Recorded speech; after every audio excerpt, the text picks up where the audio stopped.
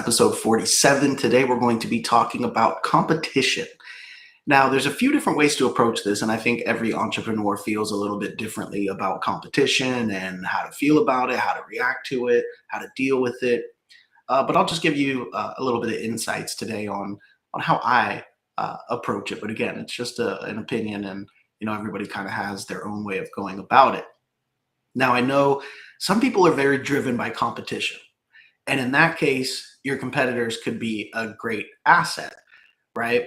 So, this isn't necessarily for everyone, but personally, I don't really look at competition as the main driver of what I'm doing. And so again, there may be some people out there that is what drives them is, competitors, but that's not exactly, how I kind of operate. And I know there's a lot of entrepreneurs out there that feel the same way. So it really just depends on how you want to approach your path of entrepreneurship. Now, when you're already in a business, that's kind of, different than before you start a business. So we're going to talk about competition in two different stages. One, before you start your business, and two, after you've already started your business and you're rocking and rolling and you're actually doing business, because there are two different stages of competition there. So first off, before you start your business, this is one of the things that I'm big on. Competition shouldn't matter that much. And what I mean by that is competition shouldn't stop you from starting your business. I can't tell you how many times people have said, oh, the market's too saturated, or oh, everyone else is already doing that. And it's totally possible to do it better, to do it more consistently, to do it a little bit differently. These are all things that have made companies billions of dollars and turned people into billionaires by taking, other ideas that maybe other people had, or just markets that seem saturated, but they do something differently. They do it well, they do it consistently. Whatever is their differentiator, you can still make billions of dollars in an industry that's quote unquote too saturated. Now, there's a lot of examples of this, but what comes to mind is actually my first business. So, a few years into my journey of my first business, we started to go from doing just music promotion to doing events like showcases. Now, there is no market more saturated than music showcases on the level that we were. I mean, every city has multiple ones per night. A lot of them are with janky promoters, or clubs try to throw them themselves. And, literally people told me that. They would literally say, oh, that's so saturated. Why are you guys trying to do that? There was a lot of people in that boat. Then as we started to do it and we saw the potential and we started to invest more into it, people were saying the same thing. Like, why are you doing so much with these events?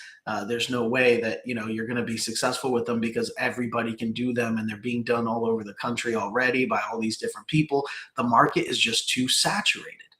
Now, we continued to grow. We systemized everything in a way that no other event was doing, right? We had the judging on the iPads, and this was, 10 years ago, where we had built our own website, our own system where, the judges log into iPads and they're judging them on the stage. And, there's the list of who performs and when they perform up on the wall with the projector that follows along.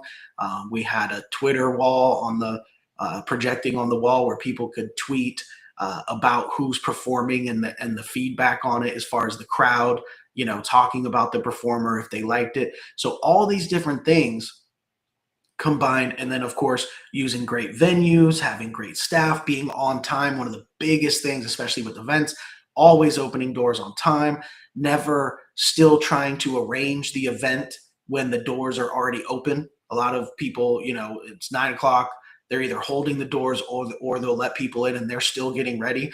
That was really big for us. Make sure everything is ready on time before we open doors. So my point here is that we approached it differently, and we approached it professionally. We streamlined it. And on top of that, we did it consistently. So people talking about, oh, you shouldn't get into that, it's too saturated.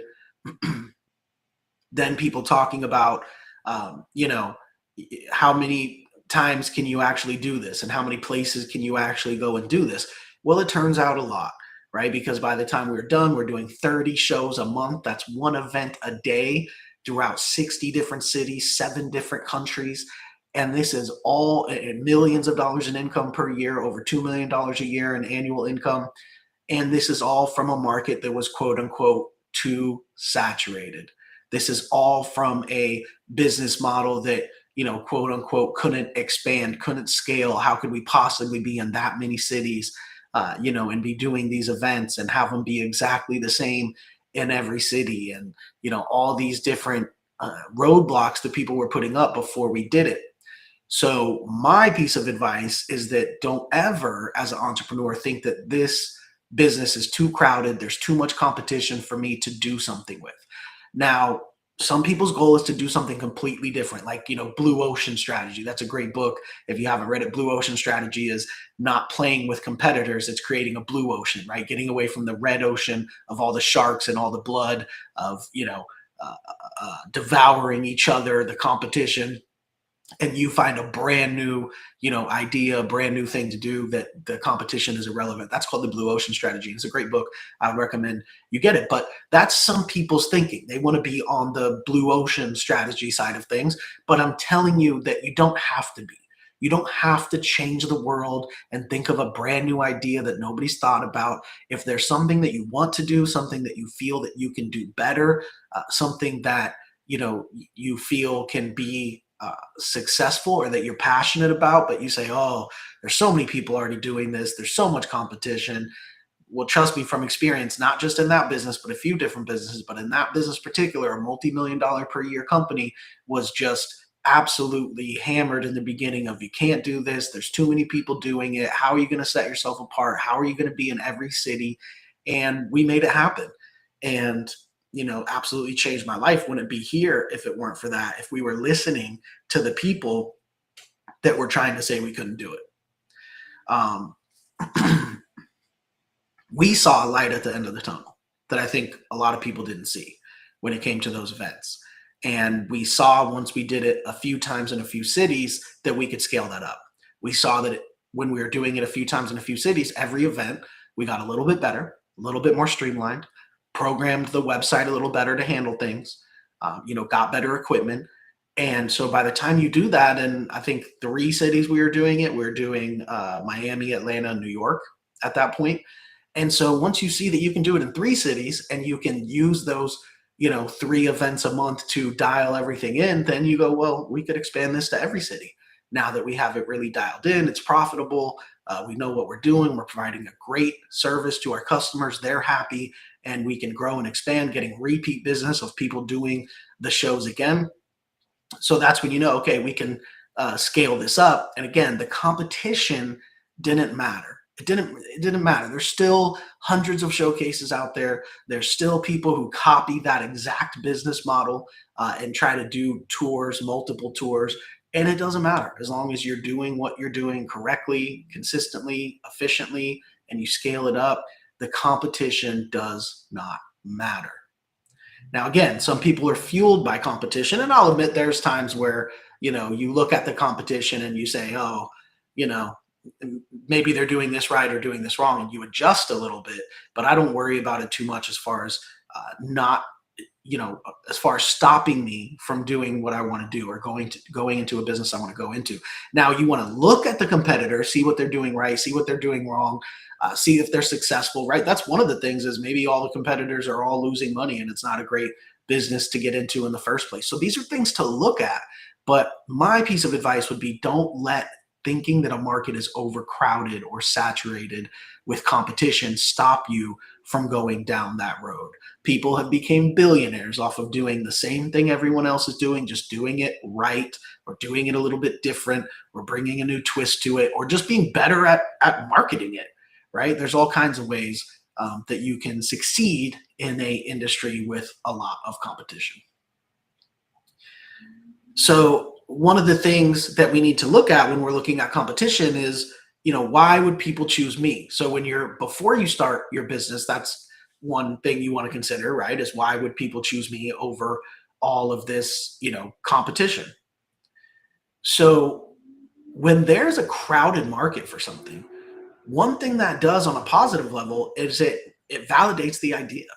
It validates that this is something worth doing because other people are doing it, assuming that they're successful at it, right? And so that is one key is that yes, the industry may be crowded.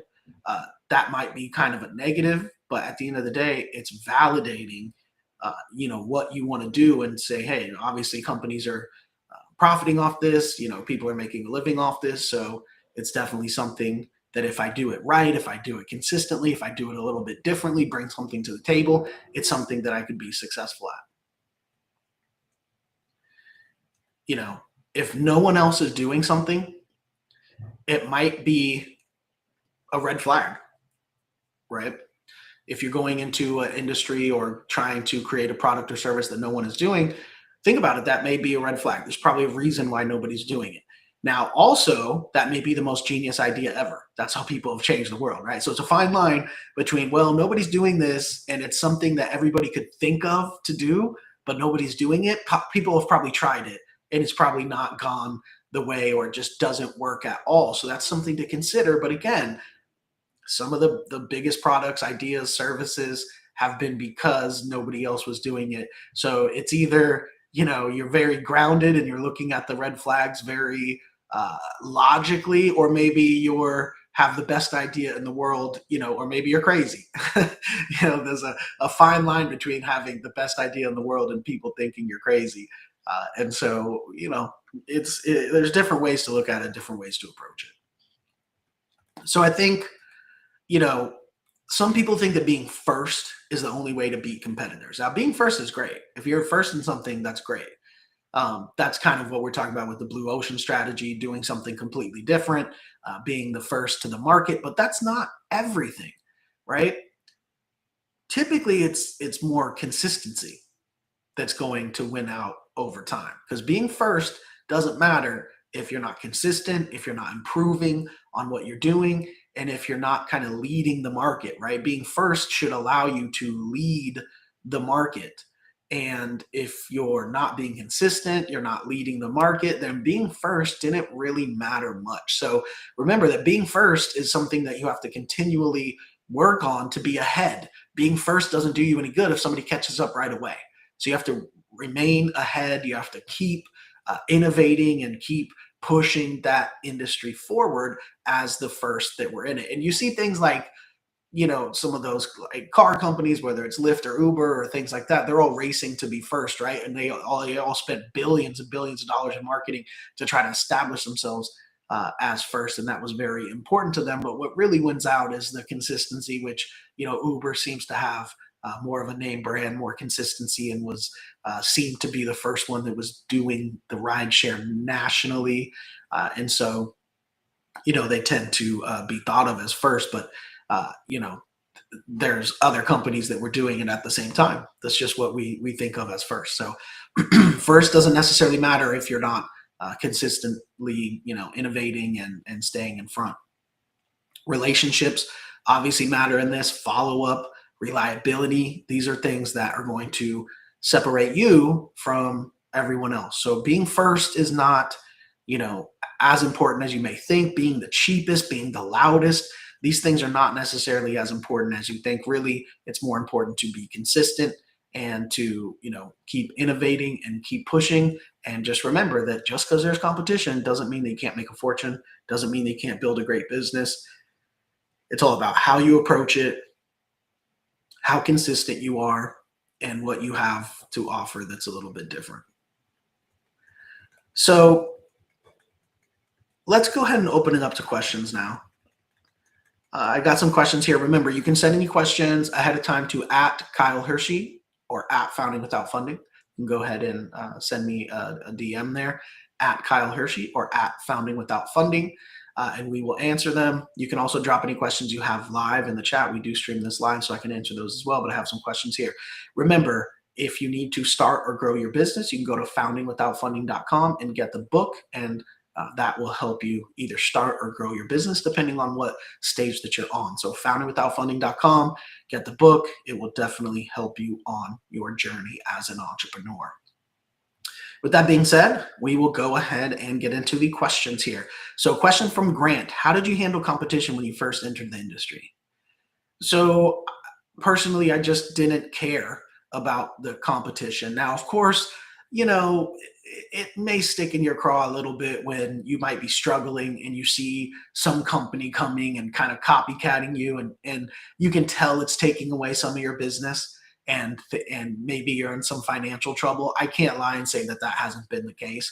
But for the most part, I didn't really care about the competitors. I cared what I was doing. And that would be my advice to everyone: is not focus on what the competitors are doing.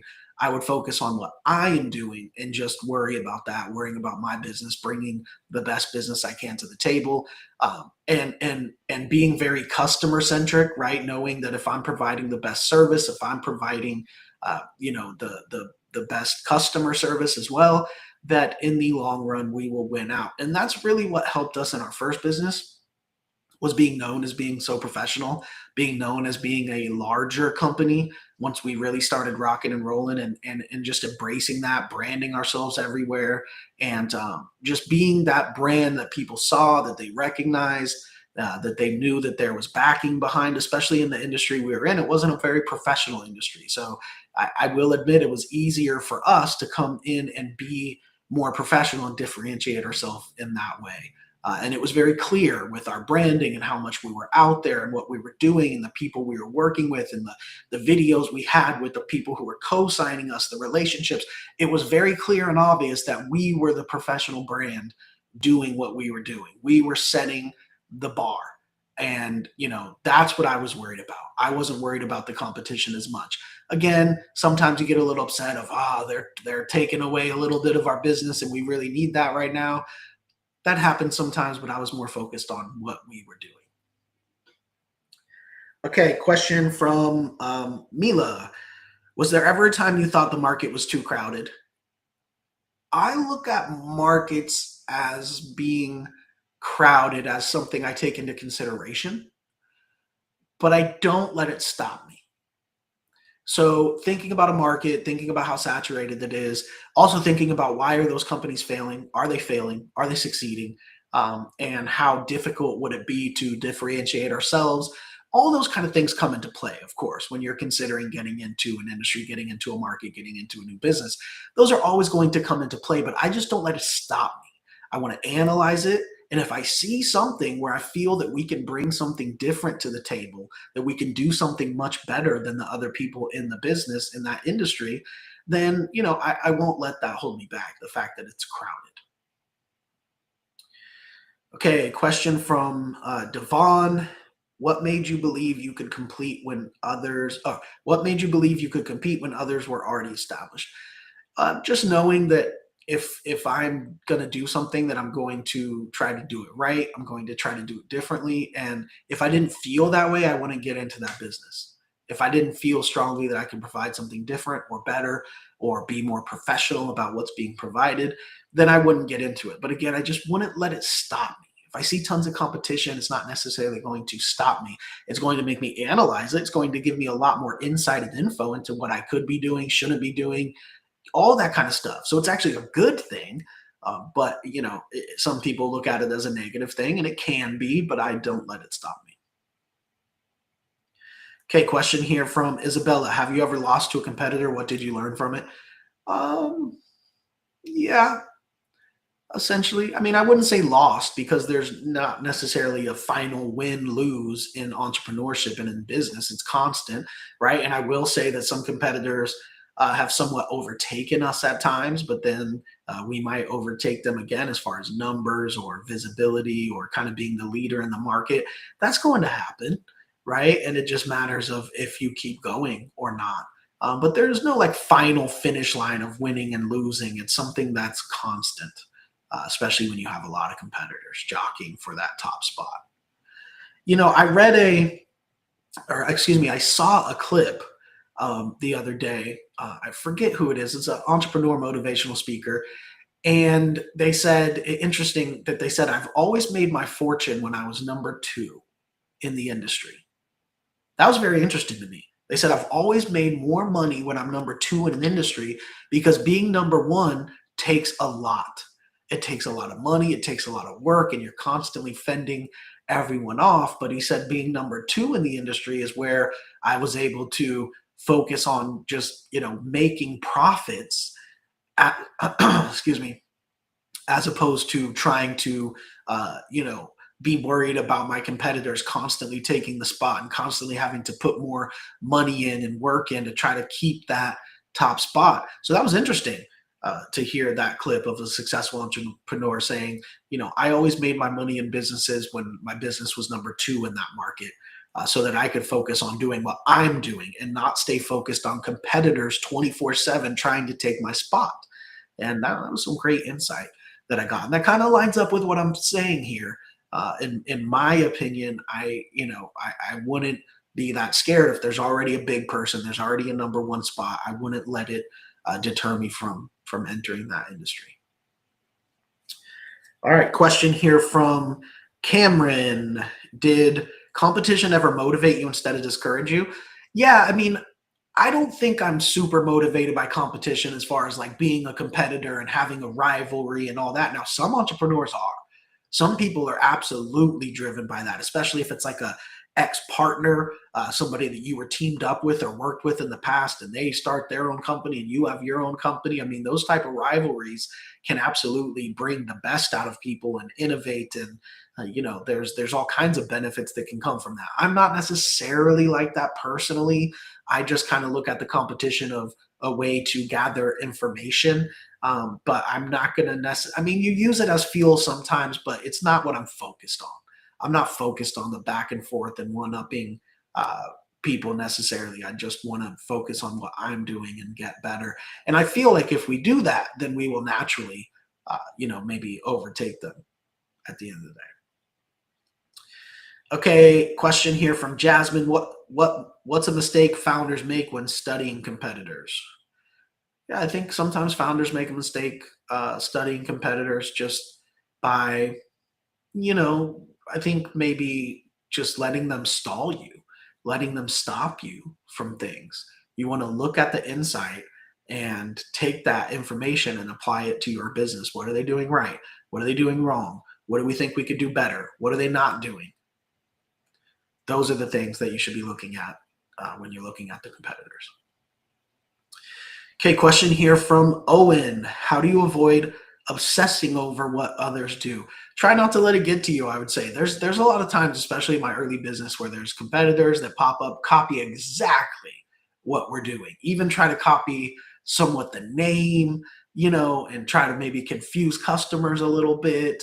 The website domain, trying to kind of confuse people. So it's been frustrating at times, but it's something that we have to deal with. And, some people let that fuel them and go back and forth and or have like a bitter rivalry, and that's what fuels them. Personally, I just try to, stay positive and work on what I'm working on. And I would use that to say, this is what they're doing right. This is what they're doing wrong. And even though they're trying to copy us here, let's tighten this up so we make sure that they're never going to be ahead of us on this part. And just use it as data, really, is what I do. Okay, last question here is from Santiago. If someone feels intimidated by competition, what should they focus on first? Yeah, just focus on your business and just making sure that you're doing what you want to do and you're doing it the best that you can, I would say. And, to wrap this all up, remember that, kind of the theme here is that I don't let anything stop me from getting into a market, especially competition. Now, the other side of that, again, there's a great book called The Blue Ocean Strategy. I can't remember the authors off the top of my head, but if you just type it in, it'll pull right up, Blue Ocean Strategy. It's a little dry. It's more like almost a textbook. Actually, my brother had it as a textbook reading assignment in his business school in college, and he had brought it home, which is when I read it. So it's definitely a little bit dry, but it's great information. So Blue Ocean Strategy talks about going somewhere where there is no competition, right? Red waters is where all the sharks are, and there's blood in the water and everybody's eating each other, all the competition. And it talks about creating something brand new, something that people can't even compete with because you're not even in the red waters, you're in the blue ocean where there is no competition. So that's a great book to read as well, which is kind of the other side of this coin, which is for those people who do feel like they want to start something brand new that has no competition. So there's that angle as well. And so before we get out of here, I do want to let everybody know, if you are looking to get into the real estate business, you can actually join my team at the fastest growing lender in the country. We can actually help you get licensed and then mentor you, give you leads and support, and help you start closing loans. So if you're already a loan officer, you can definitely join the team. We provide leads and we work at the best lender out there. And if you are not licensed yet, we can go ahead and help you get licensed and then help that support and train you as a loan officer. So if you would like to be a loan officer, whether you're licensed or not, you can go to kylehierscheteam.com and you can see the links on all my profiles as well. kylehierscheteam.com. There's also a link on foundingwithoutfunding.com as well. If you go to foundingwithoutfunding.com, click on become a loan officer, you can do that there. So if you're looking to get in the real estate business, we have the way for you to do that with tons of support, tons of leads. And even if you're not licensed yet, we can help you all the way through the licensing process, help you get licensed. So go to foundingwithoutfunding.com, click on become a loan officer. We would love to work with you. Now, if you're looking to start or grow your business, again, go to foundingwithoutfunding.com to get the book. And that will definitely help you whether you're trying to start your business or grow your business. Foundingwithoutfunding.com. Get the book. It will help you out. So with that being said, we'll go ahead and wrap it up. Thank you, everybody, for tuning in. We appreciate it. We will see you on the next episode of the